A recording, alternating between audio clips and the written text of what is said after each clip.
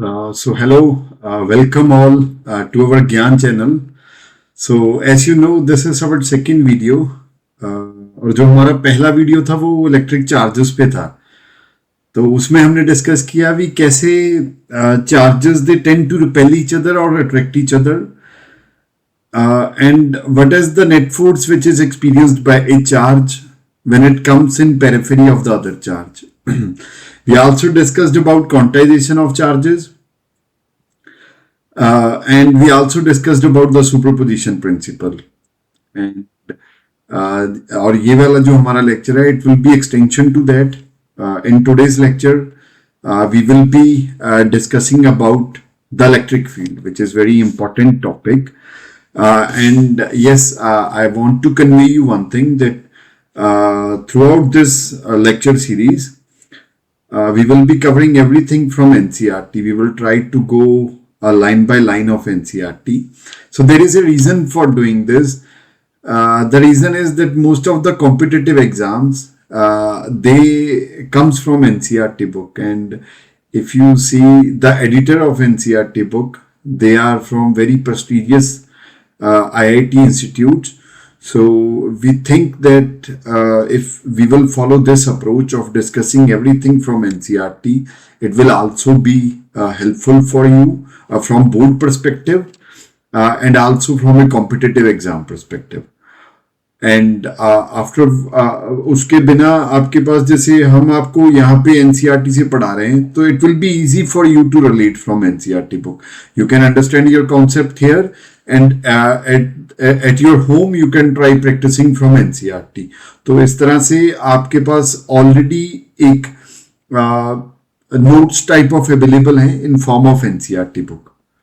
So this will be our approach. We will be discussing from very basics of a particular topic. We will also try to solve certain numericals from board perspective, and definitely we will afterwards switch to the competitive part of it. We will discuss the numerical which are important from competitive point of view.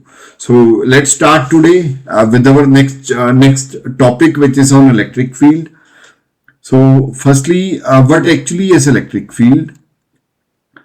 तो अगर हम bookish definition से जाएं, तो as you can see, it is written over there.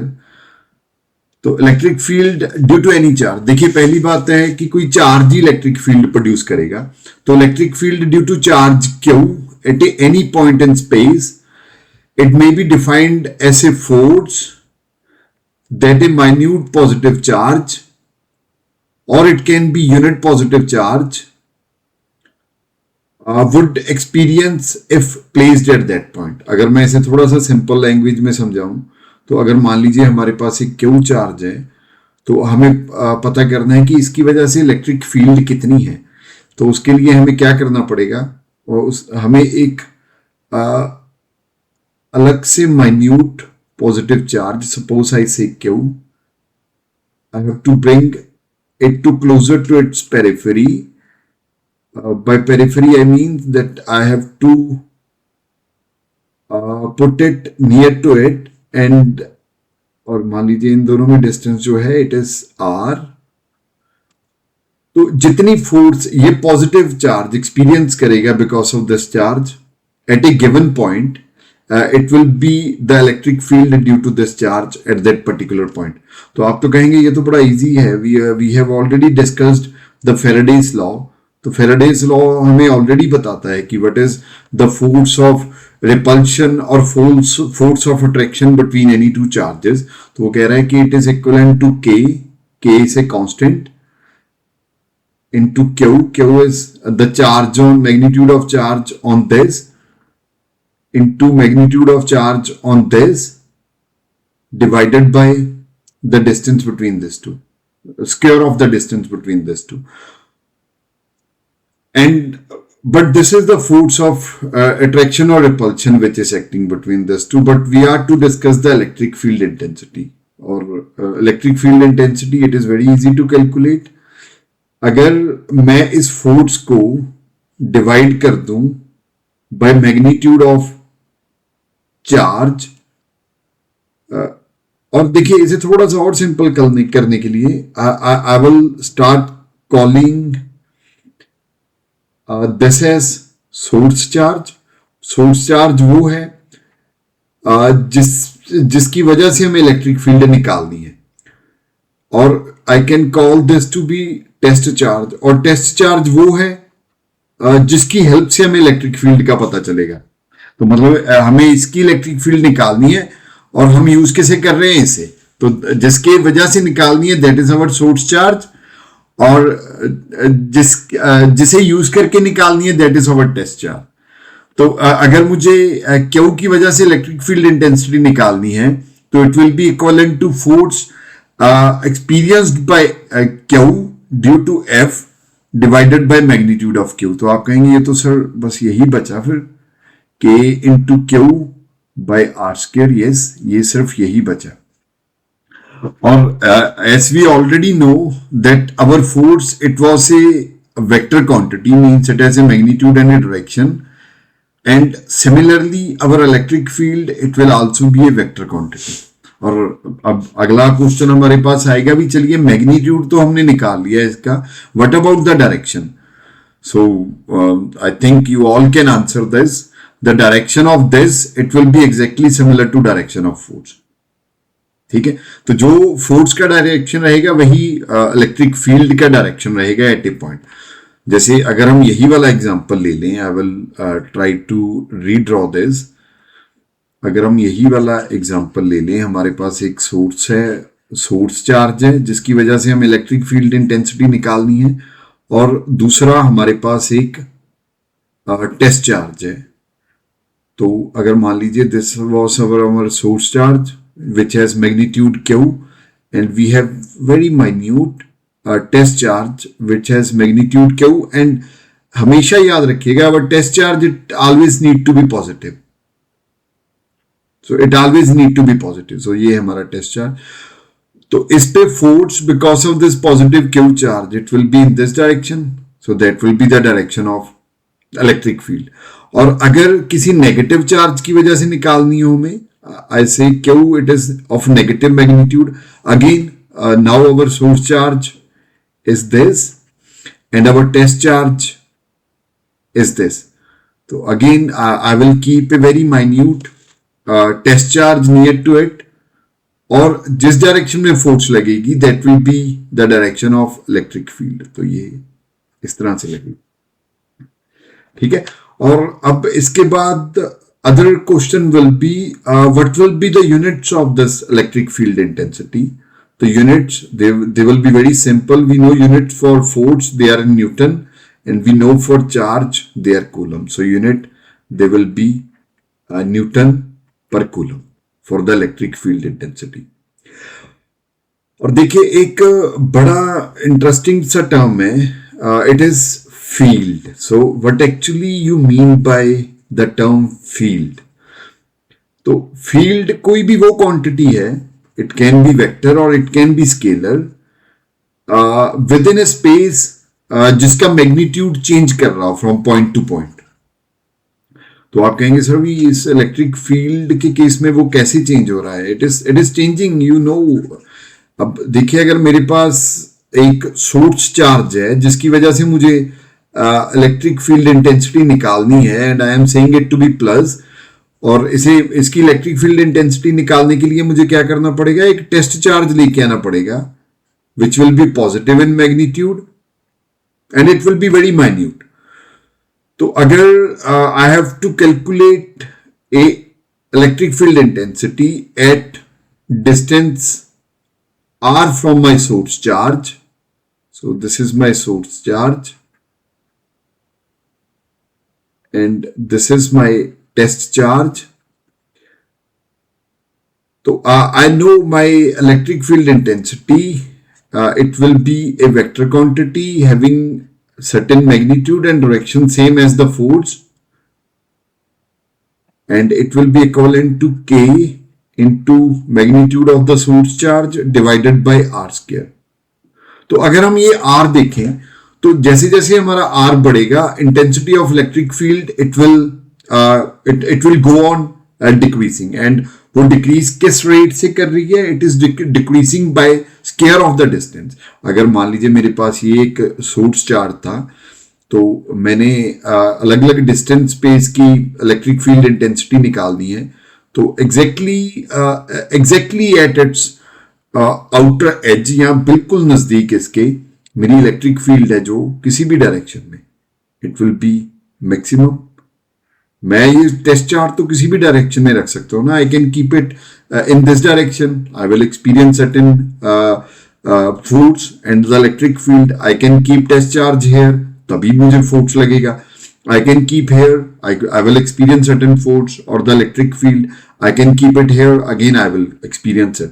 और जैसे जैसे ये डिस्टेंस बढ़ता जाएगा, और जो हमारा मैग्नीट्यूड है फोर्स का और इलेक्ट्रिक फील्ड का, वो डिक्रीज करता जाएगा।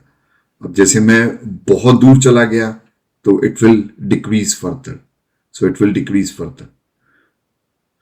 और ये कहां तक जाएगा? It can go up to infinity, yes it can go up to infinity, but infinity पे जो force experienced by test charge due to source charge, it will be almost zero और इट विल बी नेग्लिजिबल। ठीक है, और similarly I can draw it for a negative charge, I can now it will be easier for you to draw for a negative charge, for a negative charge it will be towards it. देखिए एक simple सी बात समझ लीजिए कि जब भी मुझे किसी सोर्स चार्ज की वजह से, किसी चार्ज की वजह से which I make it source की वजह से इलेक्ट्रिक फील्ड इंटेंसिटी निकालनी है, I have to introduce a test charge of very minute magnitude, और वो हमेशा पॉजिटिव होगा। Its polarity it will be positive. तो अगर मैं इस पॉजिटिव को इसकी प्रॉक्सिमिटी में लेके आता हूं, अगर मैं बिल्कुल पास लेके आऊंगा तो it will experience a maximum force. और सिमिलरली अगर मैं इस तरफ, इस जगह की वजह instead of putting it here, अगर मैंने उसे यहां पुट किया होता तो again it would have been in this direction, और अगर बिल्कुल क्लोज पुट किया होता तो it would have been maximum. और अगर मान लीजिए मैंने यहां पुट कर दिया तो it is maximum, very close to it.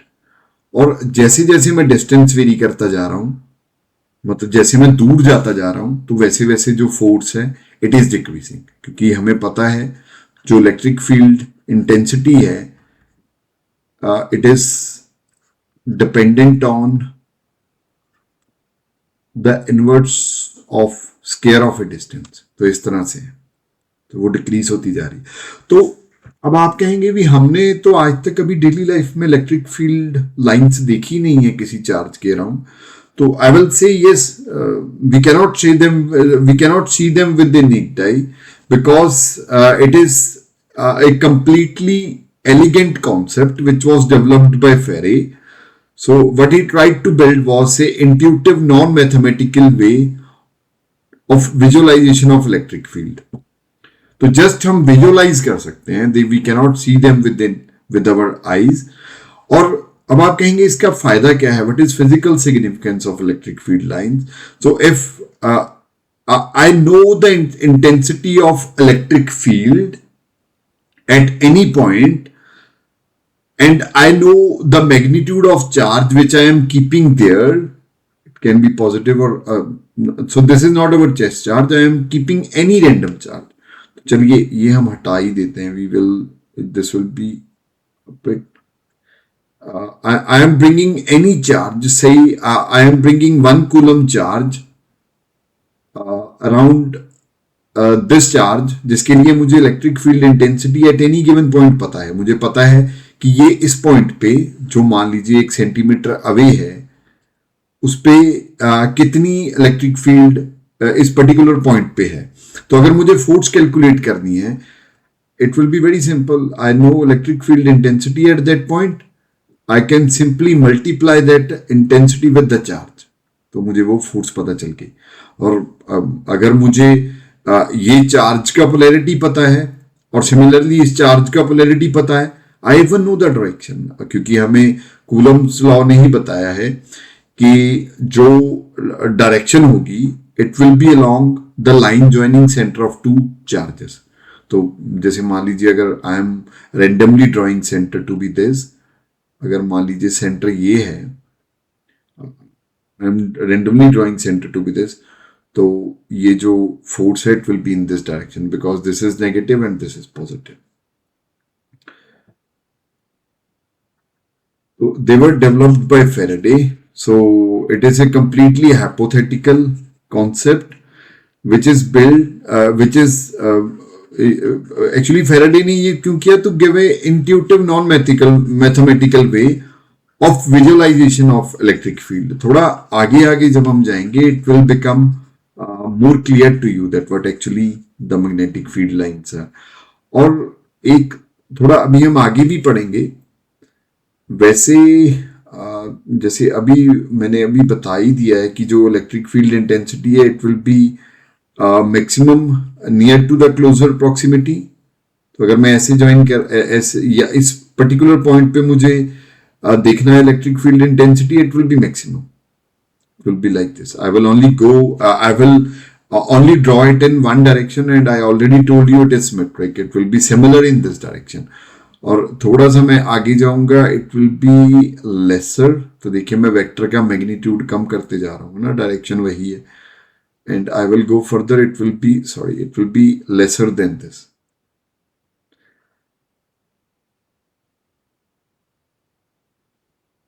It will be lesser than this. आगे जाऊंगा it will be again lesser, it will be again lesser, and as I will reach infinity it will completely vanishes. तो ये है concept.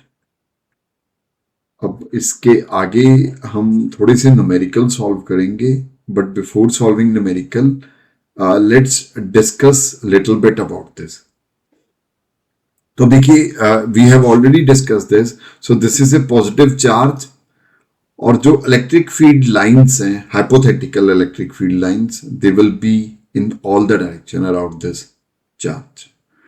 ठीक है. अब अगर आप जैसे already I said you that this lines they can go on up to infinity, पर infinity पे वो magnitude जो है it will be almost near to zero.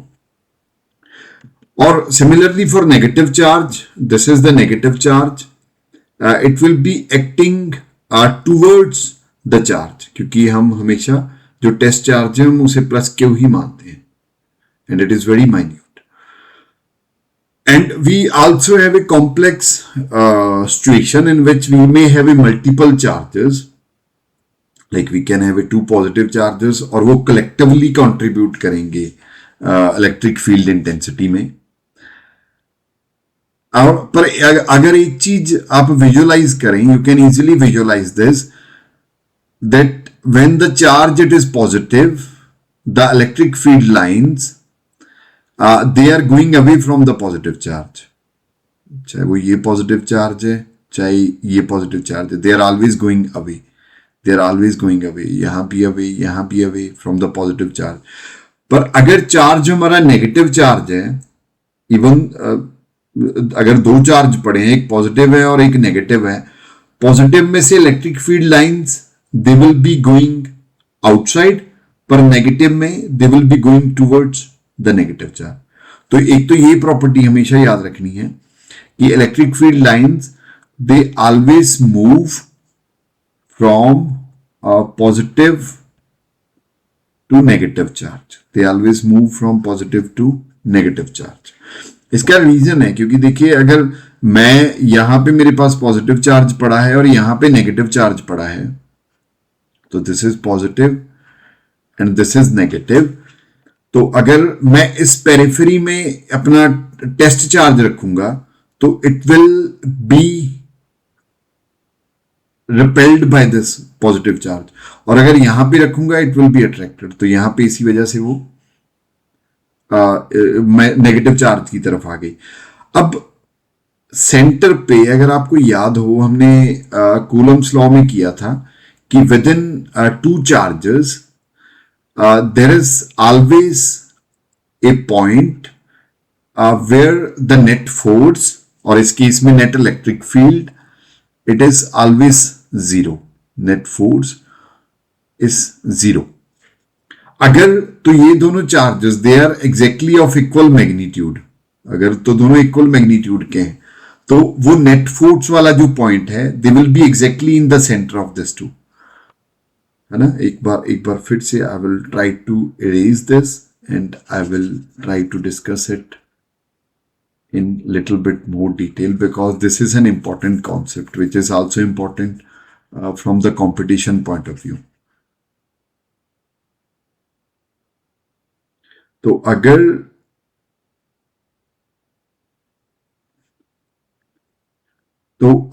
जैसे हमने डिस्कस किया था अभी तक कि अगर तो पॉजिटिव चार्ज है उसमें से जो इलेक्ट्रिक फील्ड लाइंस हैं दे विल बी गोइंग आउटसाइड, पर अगर नेगेटिव चार्ज है तो दे will be coming towards it. उसका हमने रीजन डिस्कस किया था कि मान लीजिए ये हमारा पॉजिटिव चार्ज है और ये नेगेटिव चार्ज है। अगर मैं आउटर की तरफ मुझे देखना है, अगर मैंने अपना जो टेस्ट चार्ज है वो आउटसाइड की तरफ रखा है, तो अगर मैंने यहां रखा तो it will have tendency to get repelled by this charge, so it will move like this.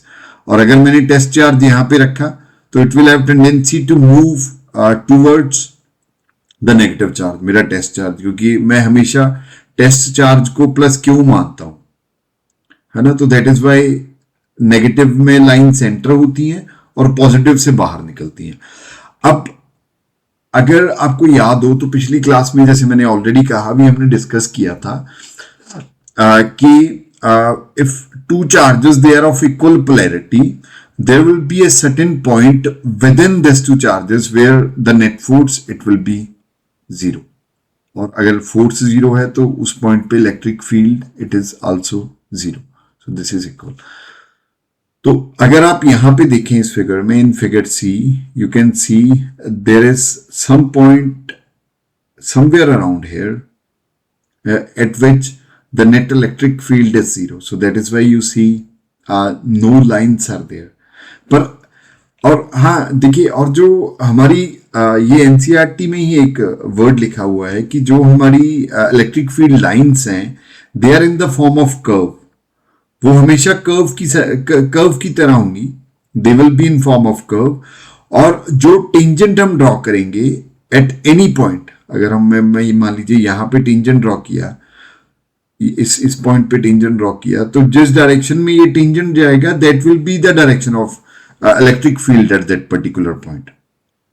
ठीक है, अभी हम आगे जब थोड़ा सा और डिटेल में डिस्कस करेंगे कि वो कौन सा पॉइंट होगा जहां पे इलेक्ट्रिक फील्ड जीरो है विद इन द चार्जेस, और अगर चार्जेस ऑपोजिट पोलैरिटी के हैं तो इलेक्ट्रिक फील्ड कहां पे जीरो है।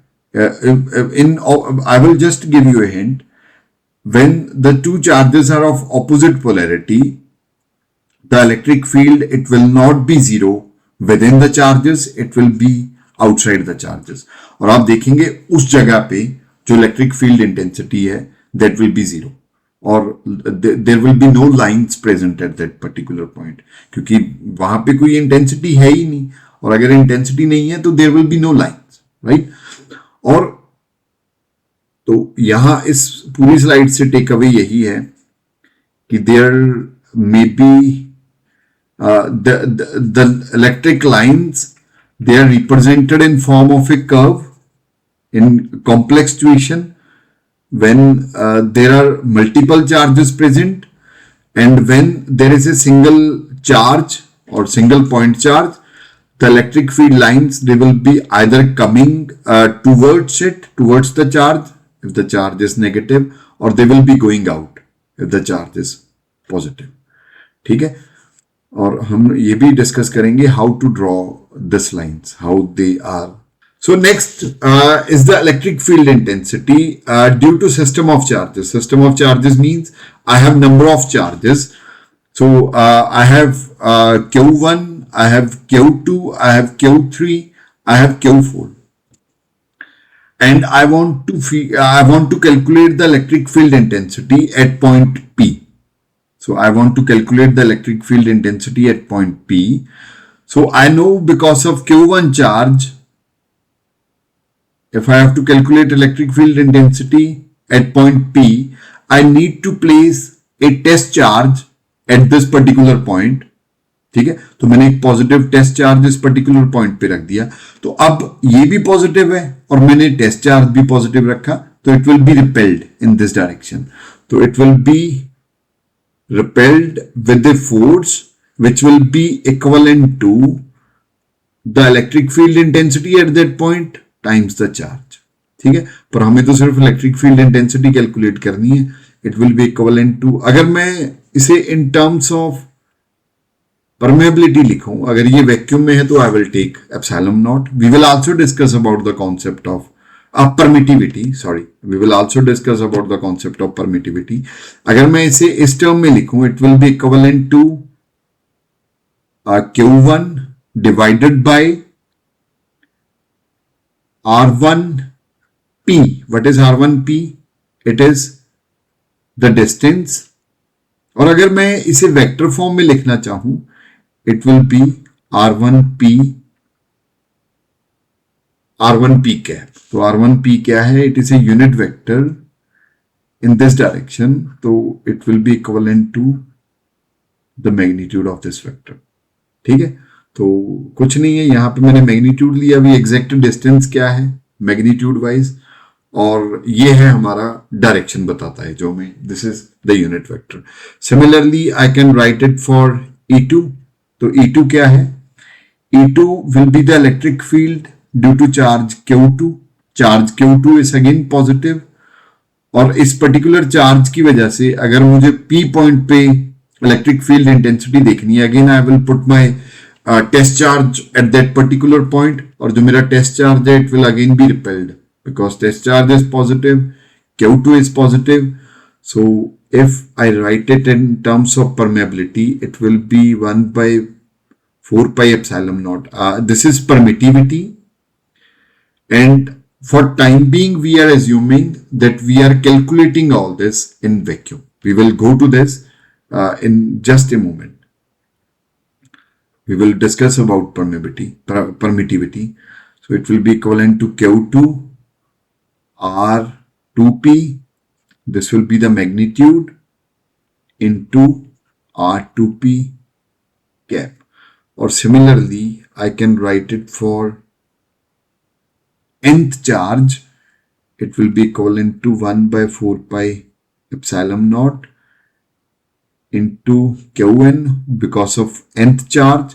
So this will be a position vector. This will be the magnitude of position vector, and this will be the direction of the vector. ठीक है, so this will be the direction of the vector. तो अगर मैं इसे if I have to calculate the net force, I will not write 1 here. I will write, if I want to calculate the net force, it will be sum of due to 1, due to 2 and due to n. और अगर मैं इसे collectively लिखूं, it can be I will take this common 1 by 4 pi epsilon naught into, देखिए मैंने in terms of summation लिख दिया एक ही बार ताकि मुझे बारी बारी लिखना ना पड़े. तो I have taken this thing common from here. ठीक है, तो क्योंकि मैं इन सब का सम कर रहा हूं, I am doing summation of this all, so I have taken this as a common. तो जैसे मैंने यहां कॉमन ले लिया ये पहला, और अब what I did was I am doing summation. I is equals to 1 to n, और अंदर क्या आ गया? It will be Qi divided by RIP magnitude square into this. तो I will keep on varying my I. ठीक है, तो मैं पहले I will keep it equivalent to 1. जब मैंने 1 रखा तो I will get this term, then I will keep on increasing my I, then I will keep it as 2, then I will get this term, and so on. I will keep on increasing and finally I will reach at n. ठीक है, तो n पे ये वाला term आ जाएगा. तो this is the superposition principle. तो superposition principle it allows us to calculate the electric field due to number of charges which are present. ठीक है, जैसे पहले तो हमने सिर्फ एक चार्ज से कैलकुलेट किया था और हमें पता था भी जो एक चार्ज से है that is equivalent to this because of one charge the electric field intensity it will be equivalent to this, but when we have n charges हमें हर चार्ज की वजह से कैलकुलेट करना पड़ेगा and then we have to add them vectorially. तो when we will do a numerical on this it will be very much clearer to you. यहाँ पे थोड़ी चीजें कॉम्प्लेक्स लग रही हैं because it is theory, but if we have to be strong in numericals we have to go through the theory, so that is why I am discussing this theory with you, but shortly we will also be doing numerical on this and it will be much more easier for you after that.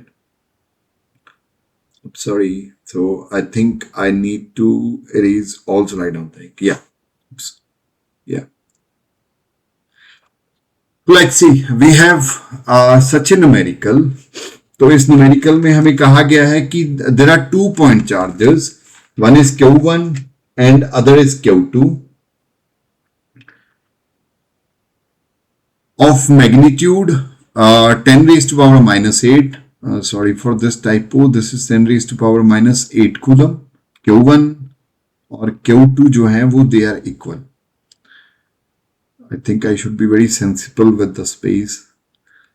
So there are 2 charges. I will write it shortly. थोड़ा सा space को ध्यान में रखते हुए.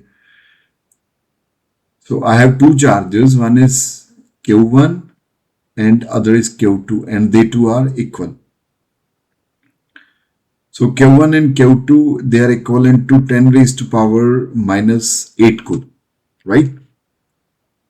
So now we have to calculate the magnetic field at point A, point B and point C. So we have to calculate magnetic field at these 3 points. ठीक है, तो अब we will do this point by point. तो अगर I see at point A there will be 2 electric fields which will be acting. One will be because of this charge minus Q. और देखिए फिर वही बात, जब भी मुझे इलेक्ट्रिक फील्ड देखनी है तो I will bring my test charge which will be always plus Q which will have positive polarity. ठीक है, तो मैंने एक अपना प्लस क्यू चार्ज यहां पे रखा, तो जैसे ही मैंने प्लस क्यू चार्ज यहां पे रखा तो मुझे पता चला भी ए पॉइंट पे because of this and I call this to be Q1. ठीक है, मैंने इसका नाम 1 रख दिया. तो जैसे ही मैंने ये रखा तो I will because of this minus Q charge I will have electric field in this direction, तो उसे मैं नाम दे दूंगा E1A. ठीक है, it is on charge 1 at point A. ठीक है, और similarly at this point I will have तो ये वाला चार्ज है, जब इसका भी तो इफेक्ट आएगा ना, तो इस वजह से it will be repelled again towards right hand direction.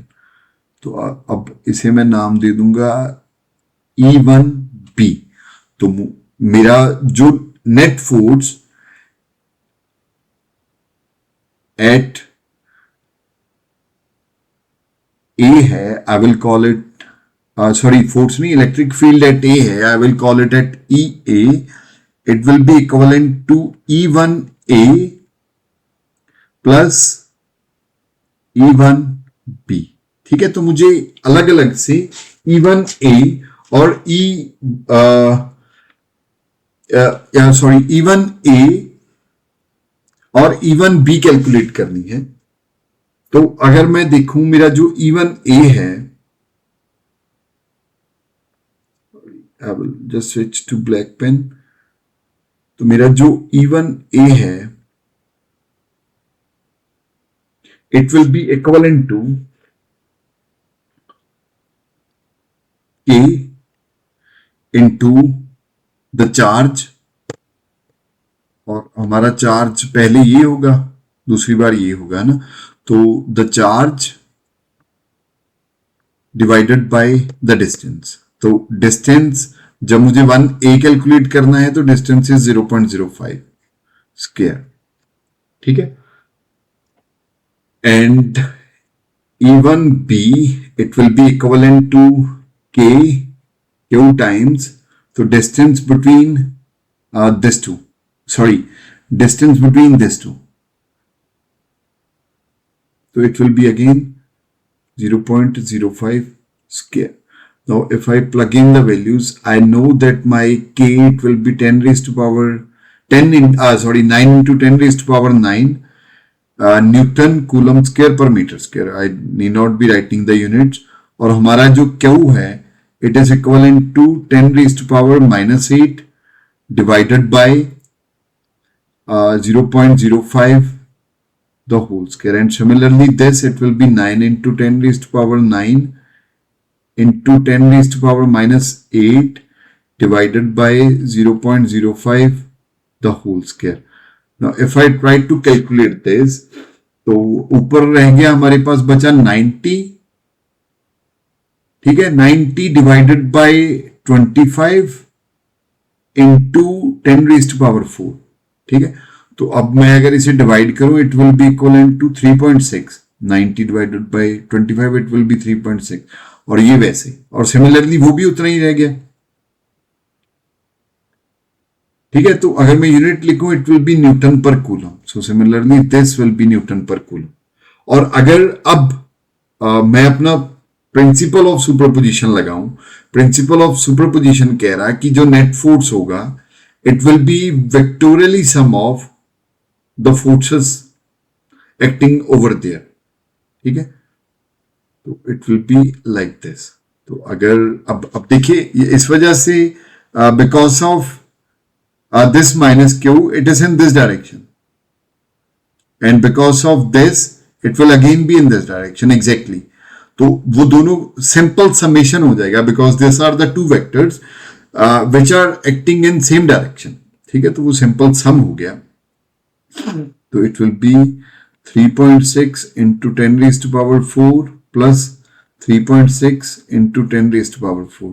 It will be 7.2 into 10 raise to power 4. तो जो नेट हमारा electric field intensity at A है, it will be equal to 7.2 into 10 raise to power 4.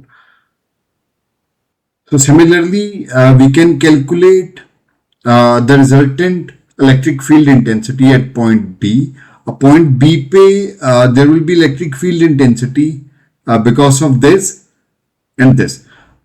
वही अगर मुझे calculate करनी है तो I place my test charge plus Q at point B. Because of this it will be repelled in this direction, है ना. ये पॉइंट बी है, थोड़ा सा मैंने इधर बना लिया, तो this is point B. And because of this charge it will be attracted in this direction. तो नेट रिजल्टेंट फोर्स है जो it will depend on the magnitude of the particular vector. अगर मतलब नेट जो रिजल्टेंट वेक्टर है हमारा, it will be either in this direction और it will be in this direction. अगर तो ये वाला वेक्टर बड़ा हुआ हमारा, ये अट्रैक्शन बड़ी हुई, तो रिजल्टेंट हमारा इस तरफ को हो जाएगा. अगर रिपल्शन बड़ी हुई तो नेट जो हमारा है वो that will be in this direction. ठीक है, और similarly we can calculate our net electric field intensity at point C. We can also calculate it. तो अगर मैं फिर यहां पे एक plus Q source test charge रख दूंगा, और I will experience a force in this direction, और I will experience a force in this direction. ये अट्रैक्ट करेगा and this will repel. And you know this is equilateral triangle. अगर ये देखें आप, तो इक्विलेटरल ट्रायंगल है which has angle of 60 degree. तो ये जो एंगल है हमारा, इट इज 120 डिग्री. तो we can calculate the resultant vector because of this two. और अगर आप देखेंगे ये दोनों जो हमारी इलेक्ट्रिक फील्ड इंटेंसिटी है because of two charges, they will be equal. क्योंकि देखिए मैग्नीट्यूड इक्वल है ना, और डिस्टेंस इक्वल है. Even though they have different polarity, पर वो हमने साइन में ले लिया है, वो हमने डायरेक्शन में ऑलरेडी इंक्लूड कर लिया है. तो our net force, net electric field intensity, it will act exactly in the center in this direction. Again, it will be in right direction. Okay, so I want you to solve this, and with this, I will conclude today's lecture. So till then, thank you. See you next time. Bye.